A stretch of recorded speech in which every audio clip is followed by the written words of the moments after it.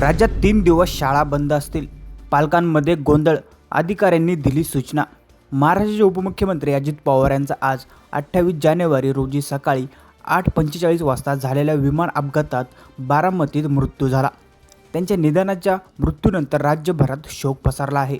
मुख्यमंत्री देवेंद्र फडणवीस यांनी पत्रकार परिषदेत बोलताना याबाबत सांगितले.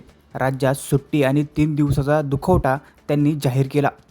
शाळेच्या सुट्ट्या जाहीर करण्यात आल्या आहेत. दरम्यान शाळेतील विद्यार्थी आणि पालकांमध्ये गोंधळाचं वातावरण निर्माण झालं आहे.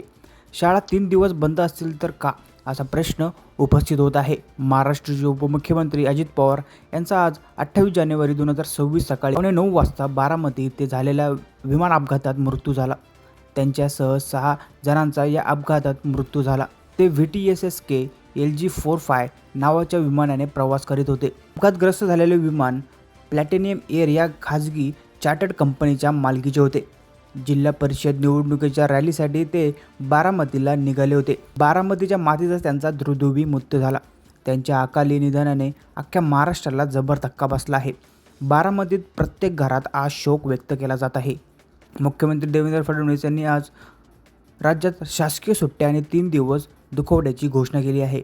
याचा अर्थ आज 28 जानेवारी रोजी राज्य सरकारचे सर्व कार्यक्रम बंद राहतील. याशिवाय महाराष्ट्रात 3 दिवस राजकीय दुखवटा असेल. 29 आणि 30 जानेवारी रोजी शाळा, कॉलेज आणि सरकारी कार्यालय सुरू असतील. अजित पवार यांच्या अकाली निधनामुळे आजचे सर्व सरकारी कार्यक्रम रद्द करण्यात आले आहे. यावरती तुमचे मत आम्हाला कमेंटमध्ये नक्की कळवा आणि अशा नवीन बातम्या बघण्यासाठी आपल्या चॅनलला नक्की सबस्क्राईब करा.